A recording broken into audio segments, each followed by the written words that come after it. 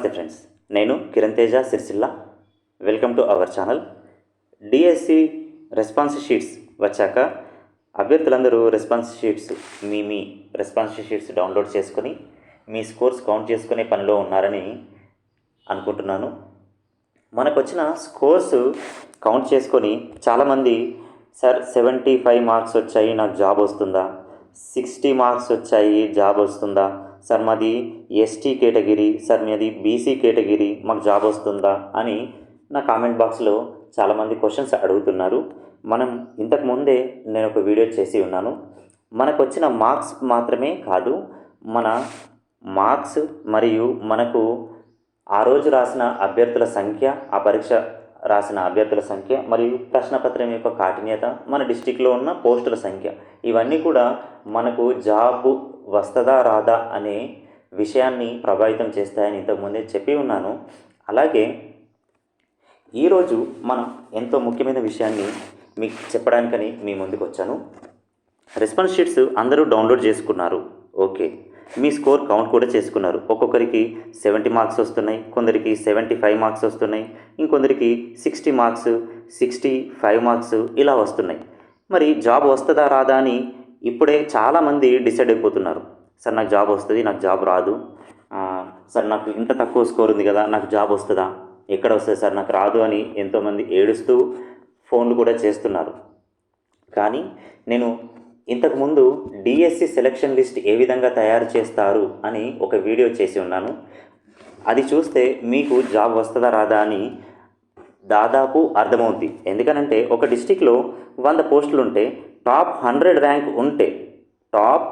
Rank ఉంటే మనకు job వస్తుంది అని ఇనిషియల్గా మనం అనుకుంటాం. కానీ టాప్ 200లో ఉన్నా కూడా జాబ్ వస్తుంది అని ఆ వీడియోలో నేను చెప్పడం జరిగింది. ఎందుకనంటే టాప్ 100లో ర్యాంక్ వచ్చినా కూడా మన కేటగిరీలో మనకన్నా ముందు అభ్యర్థి మనకన్నా ఎక్కువ మార్క్స్ వస్తే అక్కడ జాబ్ వచ్చి మనకి ఈ 100లో ఉన్నా కూడా రాకపోయే ఛాన్సెస్ ఉన్నాయి. మన కేటగిరీలో టాప్ 100లో ఆ మార్క్స్ ఎవరు లేకపోవడం వలనో, లేకపోతే ఉమెన్ కోటా ఉండడం వలనో టాప్ 200లో కూడా జాబ్ వచ్చే అవకాశాన్ని సంపాదించవచ్చు మనం. ఇలాంటి తరుణంలో మనకి 0.5 అనే మార్క్స్ ఎంత పెద్ద మార్క్సో నేను ప్రత్యేకంగా మన అభ్యర్థులకు చెప్పవలసిన అవసరం లేదనుకుంటా. ఎందుకనంటే మనం ఒక దాదాపు 5 సంవత్సరాల నుంచి కష్టపడ్డ వాళ్ళు ఉన్నారు, 5 ఇయర్స్ నుంచి. ఎందుకనంటే 2017 డిఎస్సి అయిపోయిన తర్వాత 2019లో ఆ రిక్రూట్మెంట్ జరిగింది. 2019 నుండి 2024 వరకు చదివిన వాళ్ళు చాలామంది ఉన్నారు మన అభ్యర్థులు. 5 సంవత్సరాల నుంచి కష్టపడ్డ మన కష్టాన్ని ఎవరికో జాబ్ వచ్చేలా చేయడం అనేది మన తప్పే కదా. మన జాబ్ మనం ఖచ్చితంగా సంపాదించుకోవాలి. అంటే మనం ఖచ్చితంగా అబ్జెక్షన్స్ని తెలపాలి. అబ్జెక్షన్స్ వల్ల మనకు ఉపయోగం ఏంటి అని అనుకుంటే చాలా పెద్ద తప్పు చేసినట్లు అవుతారండి. ఎందుకంటే అబ్జెక్షన్స్ చేయడం అనేది మన ప్రధాన కర్తవ్యం ఈ సమయంలో. ఎందుకు చెప్తున్నాను ఇంత ఖచ్చితంగానంటే, ఒకప్పుడు అంటే 2017 డిఎస్సి కన్నా ముందు ఒక ఎగ్జామ్ పెడితే, అంటే డిఎస్సి ఎగ్జామ్ రాస్తే అన్ని డిస్టిక్ల వాళ్ళు, అంటే మన తెలంగాణలో 33 డిస్టిక్స్ ఉంటే 33 డిస్టిక్స్ వాళ్ళు ఆ ఎగ్జామ్ రాసేవాళ్ళు. కానీ ప్రస్తుతం 2024 డిఎస్సి అనేది, మనం రాసిన ఈ డిఎస్సి అనేది చాలా ప్రత్యేకమైనది. ఇంతకుముందే కూడా మనం అనుకున్నాం, కేవలం కొన్ని డిస్టిక్స్ మాత్రమే రాశారు. ఈ ఉదాహరణకి చూసుకుంటే సెకండరీ గ్రేడ్ టీచర్ 1 ఆగస్ట్ రోజు ఇంగ్లీష్ మీడియం మరియు తెలుగు మీడియం రాసిన జిల్లాలు ఎన్నండి? కేవలం హైదరాబాద్, రాజన్న సిరిసిల్ల, జనగాం, నిజామాబాద్, కేవలం 4 డిస్టిక్స్ మాత్రమే రాశారు. 4 డిస్టిక్స్ మాత్రమే రాశారంటే గరిష్టంగా మనం ఒక 10,000 అభ్యర్థులు రాశారని మాత్రమే అనుకుంటే 10,000 మంది అబ్జెక్షన్ చెప్పడానికి వస్తారా ముందుకి? రాకపోవచ్చు. ఎందుకనంటే చాలామందికి కంప్యూటర్ దగ్గరికి రావడము, కంప్యూటర్లో బ్రౌజ్ చేయడము కూడా తెలియని అభ్యర్థులు మన దాంట్లో చాలామంది ఉన్నారు. ఇలాంటి వాళ్ళను మనం అలాంటి వాళ్ళు ఎక్కువగా చదివిన వాళ్ళు కూడా ఉన్నారు. మళ్ళీ నష్టపోయేది కూడా అలాంటి వాళ్ళే అయితే చాలా బాధపడాల్సిన విషయం. ఇట్లాంటి ఈ ఆపర్చునిటీని, అబ్జెక్షన్స్ తెలిపే ఆపర్చునిటీని మనం ఖచ్చితంగా ఉపయోగించుకోవాలి. మనకు వచ్చిన మార్క్స్ని మాత్రం అస్సలు పోగొట్టుకోవద్దు. పక్క వాళ్ళ మనకొచ్చే జాబ్ని పక్క వాళ్ళు జాబ్ ఎగిరేసుకుపోతున్నారంటే మనం చూస్తూ ఊరుకోకూడదు. ఖచ్చితంగా ప్రతి అభ్యర్థి ఇందులో అబ్జెక్షన్స్ చెప్పాలని, మీ అబ్జెక్షన్స్ తెలపాలని నేనైతే కోరుకుంటున్నాను. మీరు ఒకవేళ మీకు ఈ అబ్జెక్షన్స్ ఎలా చెప్పాలో, అంటే అబ్జెక్షన్స్ ఏ విధంగా చేయాలో తెలియకపోతే, లేదా మీరు చేయడానికి ఇంట్రెస్ట్ చూపకపోయినా, మీరు పాల్గొనే డిస్ట్రిక్ట్ గ్రూప్స్లలో అయినా మీరు అబ్జర్వ్ చేసిన ఆ అబ్జెక్షన్స్ని, అంటే అబ్జెక్షన్స్ అంటే ఏంటండి, ఒక ప్రశ్నకి మనం ఒక ఆన్సర్ చేస్తాం ఇది సరైనది అని, కానీ వాళ్ళు ఇచ్చిన కీ ప్రకారం వేరే ఆన్సర్ ఉంటుంది. ఇట్లాంటి వాటికి మనం ఖచ్చితంగా అబ్జెక్షన్స్ తెలపాలి. ఈ అబ్జెక్షన్ రేజ్ చేస్తేనే మనకు ఆ క్వశ్చన్కి రైట్ ఆన్సర్ వస్తుంది. దీనికి సంబంధించి మీరు రెఫరెన్స్గా మన టెక్స్ట్ బుక్స్, అంటే క్లాస్ 1 నుండి క్లాస్ 10 వరకు, స్కూల్ అసిస్టెంట్ వాళ్ళకైతే క్లాస్ 12 వరకు, అంటే ఇంటర్మీడియట్ బుక్స్ కూడా ప్రామాణికంగా తీసుకోవచ్చు. మెథడ్ విషయానికి వస్తే మీ తెలుగు అకాడమీ, అంటే సంబంధిత తెలుగు అకాడమీ బుక్స్ని, మరియు పర్స్పెక్టివ్ ఎడ్యుకేషన్ విషయానికి వస్తే తెలుగు అకాడమీ బుక్ని రెఫరెన్స్గా తీసుకుంటాం. సార్ జీకే మరియు కరెంట్ అఫైర్స్ విషయంలో ఏ విధంగా దేన్ని ప్రామాణికంగా తీసుకుంటామనంటే, దాన్ని ఖచ్చితంగా ఇంటర్నెట్ సోర్స్ని మనం ఉపయోగించుకోవచ్చు. ఒకవేళ కనుక ఆన్సర్ రాంగ్ ఉంది అని అంటే ఖచ్చితంగా ఆప్షన్, మనం అబ్జెక్షన్ చేసిన ఆన్సర్ని రైట్గా ఇచ్చే అవకాశం ఉంటుంది. ఫైనల్కి ఖచ్చితంగా మారుతుంది. దాంట్లో మీకు చాలా మార్క్స్ ప్లస్ అవుతాయా మైనస్ అవుతాయా అని మాత్రం మనం చూసుకోవచ్చు. అయితే ఈ అబ్జెక్షన్స్ ఏ విధంగా తెలపాలి అని నేను నెక్స్ట్ వీడియోలో చెప్తాను. ఎందుకనంటే సైట్ కొంచెం బిజీగా ఉంది. దీనికి అబ్జెక్షన్స్ అనేవి ఈ రోజు నుండి ఆగస్ట్ 20 వరకు మనకు ఛాన్స్ ఉంది. కేవలం ఒక 6 రోజులు మాత్రమే ఈ అబ్జెక్షన్స్ తెలపడానికి అవకాశం ఉంది. కాబట్టి ప్రతి అభ్యర్థి మీరు రాసిన ప్రశ్నపత్రం పైన, మీరు చెప్పాలనుకుంటున్న అబ్జెక్షన్స్ పైన చాలా కష్టపడండి. ప్రతి ఒక్కరూ అబ్జెక్షన్స్ రేజ్ చేయాలని నేను కోరుకుంటున్నాను. ఎందుకు ఇంత ఖచ్చితంగా అబ్జెక్షన్స్ చెప్పాలనుకుంటున్నాను అని అంటే, నేను కొన్ని క్వశ్చన్స్ చూశాను. ఈ క్వశ్చన్స్లో చెప్తే మీరే షాక్ అవుతారు. సార్ కొన్ని విషయాల్లో చెప్పాలంటే, ఇంతవరకు కొన్ని ఎగ్జామ్స్ జరిగాయి, టీజీపీఎస్సీ కానీ లేదా డిఎస్సి కానీ ఎగ్జామ్స్ జరిగితే, సార్ మనకి ఆప్షన్స్ వేరేలో ఉండి, అంటే ఇంగ్లీష్ మీనింగ్ సేమ్ ఉండి తెలుగు మీనింగ్ వచ్చేసరికి మనకి స్పెల్లింగ్ మిస్టేక్స్ ఉన్నా, లేకపోతే తప్పుగా ఆప్షన్స్ రైట్ ఇస్తే, దాన్ని ఇంగ్లీష్ మీనింగ్ని మాత్రమే కన్సిడర్ చేసే అవకాశం అయితే ఉంది. ఉదాహరణకి ఈ క్వశ్చన్ చూసుకుందాం. ఇది ఎస్జిటి పేపర్లో ఆవృత బీజాలకి సంబంధించి క్రింది వాక్యాలను చదివి సరైన జవాబు గుర్తించండి అనేది ప్రశ్న అయితే, దీంట్లో మొట్టమొదటి అంటే 2 స్టేట్మెంట్స్లో ఫస్ట్ స్టేట్మెంట్, సాధారణంగా పరాగ సంపర్కం అనంతరం పుష్పానం ఫలంగా మారుతుంది. అంటే పుష్పానం అనేది ఇక్కడ స్పెల్లింగ్ మిస్టేక్గా గుర్తించబడింది. అంటే ఇక్కడ పుష్పాసనంకి బదులుగా పుష్పానం అని వచ్చింది. ఇట్లాంటి ఆప్షన్స్ని మనం అబ్జెక్షన్ చెప్పవచ్చు, కానీ ఎక్కువ వరకు ఇందులో అయితే ఇంగ్లీష్ మీనింగ్ని మాత్రమే వాళ్ళు కన్సిడర్ చేసే అవకాశం ఉంది.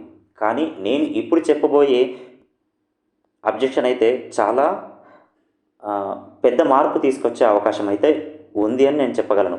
ఎందుకనంటే నేను ఒక పేపర్ చూశాను, 2024 జూలై 30 రోజు రాసిన స్కూల్ అసిస్టెంట్ సోషల్ స్టడీస్ వాళ్ళ క్వశ్చన్ పేపర్ చూస్తే చాలా విచిత్రంగా ఉంది ఫ్రెండ్స్. ఎందుకనంటే నేను ఇప్పటివరకు అబ్జర్వ్ చేసిన క్వశ్చన్స్లో ఇంగ్లీష్లో అయితే ట్రూ అని అంటారు, అంటే పాజిటివ్ మీనింగ్ వస్తుంది. దాని తెలుగు మీనింగ్ అయితే సరికాదు, అంటే నెగిటివ్ మీనింగ్ వచ్చే అవకాశం ఉంది. ఒకసారి ఈ క్వశ్చన్ చూద్దాం. Which of the following statements are true related to aims and objectives? అంటే ఏంటంటే ఎయిమ్స్ అండ్ ఆబ్జెక్టివ్స్కి సంబంధించి సరైన స్టేట్మెంట్స్ ఏమేమి ఉన్నాయో తెలపమని చెప్తున్నారు ఇంగ్లీష్లో అయితే. కానీ తెలుగులో మాత్రం సరికానిది ఏది అని అడుగుతున్నారు. ఇలాంటి క్వశ్చన్స్ని దాదాపు నేను ఒక 5-6 క్వశ్చన్స్ని నేను అబ్జర్వ్ చేయడం జరిగింది. సార్ మరి ఇలాంటి క్వశ్చన్స్ ఎలా చేస్తారు డిఎస్సి వాళ్ళు అని అంటే, ఇలాంటి క్వశ్చన్స్ని అయితే డిలీట్ చేస్తారు లేదా యాడ్ స్కోర్ అయినా చేస్తారు. ఇలాంటి క్వశ్చన్స్ని డిలీట్ అయినా చేస్తారు లేదా యాడ్ స్కోర్ అయినా చేస్తారు. ఈ క్వశ్చన్ ఒకటి సరిపోదా అండి మనకు జాబ్ రావాలి లేదా రావద్దు అని డిసైడ్ చేయడానికి? ఒక క్వశ్చన్ కాదండి, ఈ పేపర్లో దాదాపు ఇలాంటివి నేను గమనించినవైతే 5 ఉన్నాయి. 6 క్వశ్చన్స్ ఇలాంటివే ఉన్నాయి. స్కూల్ అసిస్టెంట్, సోషల్ స్టడీస్ వాళ్ళు ఇది చాలా వరకు అబ్జెక్షన్స్ ఖచ్చితంగా, ముఖ్యంగా మీరు మాత్రం ప్రతి ఒక్క అభ్యర్థి అబ్జెక్షన్స్ తెలపడానికి ముందుకు రండి. మీ అబ్జెక్షన్స్ని మీ సైట్లో అంటే టీజీడిఎస్సి సైట్లో అబ్జెక్షన్స్ తెలపండి. ఒకవేళ మీకు ఎలా చేయాలో తెలియదు సార్, మాకు చెప్పరాదు అంటే అసలు దానికి ఆన్సర్ ఎక్కడుందో వెతకరాదు, ఏ విధంగా అబ్జెక్షన్ చేయాలో తెలియదు అని అనుకుంటే, మీరు పార్టిసిపేట్ చేస్తున్న డిస్ట్రిక్ట్ గ్రూప్స్లలో, ఉదాహరణకి సిద్దిపేట గ్రూప్ ఉంది, సిరిసిల్ల గ్రూప్ ఉంది, కరీంనగర్ గ్రూప్ ఉంది, జగిత్యాల గ్రూప్ ఉంది. మీరు పార్టిసిపేట్ ఆల్రెడీ కొన్ని గ్రూప్స్లలో మీరు ఇప్పటికే ఉన్నారు. అట్లాంటి గ్రూప్స్లో అయినా మీరు ఈ క్వశ్చన్కి సరైన ఆన్సర్ కాదు, ఈ క్వశ్చన్కి వీళ్ళు ప్రైమరీ కీ ప్రకారం అయితే తప్పుగా ఇచ్చారు, దీనికి సంబంధించిన రెఫరెన్స్ని మీరు ఫొటోస్ తీసి పెట్టినా కూడా మేము ఫైల్ చేయడానికి ప్రత్యేకంగా డిఎస్సి ఆఫీస్కి వెళ్ళి ఫైల్ చేసి సబ్మిట్ చేయాలని చూస్తున్నాం. దీనికోసం మీరు ఖచ్చితంగా కృషి చేయవలసిన ఆవశ్యకత అయితే ఉంది. నేను ప్రత్యేకంగా చెప్పవలసిన అవసరం లేదనుకుంటా. మనకి 0.5 మార్క్స్ అంటే ఎంత పెద్ద నంబరో నేను చెప్పాల్సిన అవసరం లేదండి. ఎందుకనంటే టెట్ వచ్చిన తర్వాత 0.01 ఈ మార్కుతో పోల్చుకుంటే 0.5 మార్క్స్ అనేటివి చాలా పెద్ద నంబర్. 0.5 మార్క్స్ అనేటివి మన జీవితాన్ని మార్చుతుంది అనుకుంటే ఎందుకు చేయకూడదండి? ఖచ్చితంగా ప్రతి ఒక్కరూ ఈ అబ్జెక్షన్స్ని తెలపండి, మీ మార్క్స్ని పెంచుకోండి, మీ జాబ్ని సంపాదించుకోండి. ముఖ్యంగా మీ జాబ్ని సంపాదించుకోండి. ఇదే డిసైడింగ్ ఫ్యాక్టర్ అయ్యే అవకాశం ఉంది. చాలా వరకు నేను గమనించింది కేవలం స్కూల్ అసిస్టెంట్, సోషల్ 30th జూలైలో రాసిన మాత్రమే నేను అబ్జర్వ్ చేశాను. నా ముందుకు ఇప్పటివరకు అయితే వచ్చింది. ఇట్లా వేరియస్ సెక్షన్స్లో అంటే వేరియస్ సెషన్స్లో రాసిన వాళ్ళు ఉన్నారు. స్కూల్ అసిస్టెంట్ బయోసైన్స్ వాళ్ళు ఉన్నారు, ఎస్జిటిలో కొన్ని సెషన్స్ వాళ్ళు ఉన్నారు. ఇట్లా చాలామంది ఉన్నాయి. ట్రూ అని ఉంటుంది అంటే మీనింగ్ కంప్లీట్గా ఆపోజిట్లో వస్తుంది. సార్ మరి మీరు ఇంతకుముందే అన్నారు కదా, ఇంగ్లీషు ట్రాన్స్లేషన్ మాత్రమే, ఇంగ్లీషు క్వశ్చన్ని మాత్రమే వాళ్ళు కన్సిడర్ చేస్తారు అని. కానీ ఇట్లాంటి క్వశ్చన్స్కి మాత్రము ఇంగ్లీషు కాదు, తెలుగు కాదు, ఇవి కంప్లీట్గా ఆపోజిట్ మీనింగ్ కదా. ట్రూ అంటే సరైనది అని రావాలి, కానీ సరికానిది అని వీళ్ళు ఇక్కడ ట్రాన్స్లేషన్గా మనకిచ్చారు. మనము ఇంగ్లీష్ను తెలుగును చదివే అంత సమయం మనకు ఎగ్జామ్ రాసేటప్పుడు ఉండదు. అయినా ఒకవేళ ఈ క్వశ్చన్ని ప్రత్యేకంగా రిలేటెడ్ టు కరికులం అప్రోచెస్ అని చదివి ఈ క్రింది స్టేట్మెంట్లలో సరికానిది ఏది అని చదివితే ఇక్కడ ఆన్సర్ ఏదవుతుందండి? ఒకసారి ఈ ఆన్సర్ ఏమవుతుంది? ఇంగ్లీష్ ప్రకారం అయితే దీన్ని ఆప్షన్స్ ఇచ్చారు.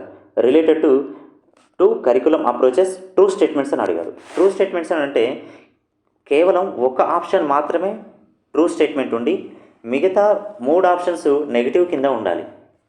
కానీ అదే తెలుగు విషయానికి వస్తే మనం చూసేదేంటి? సరికానిది ఏది అని అంటే మనము మిగతా 3 ఆప్షన్ ఇచ్చిన 4 ఆప్షన్లలో 3 ఆప్షన్స్ సరైనవి అంటే పాజిటివ్ మీనింగ్ తెలపాలి, ఒకటి నెగిటివ్ మీనింగ్ తెలుపుతుంది. మనం చూస్తే అలా చూస్తే ఇక్కడ అన్ని ఆప్షన్స్ ఏ విధంగా ఉంటాయి? నెగిటివ్లో ఉండి ఒకటి మాత్రమే పాజిటివ్లో ఉంటుంది.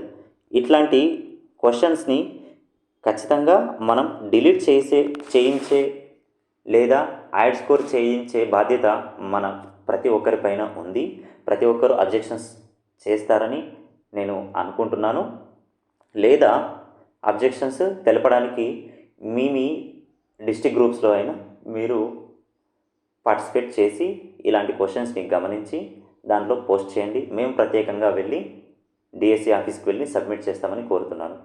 చేస్తామని ఖచ్చితంగా చెప్తున్నాను. Thank you friends.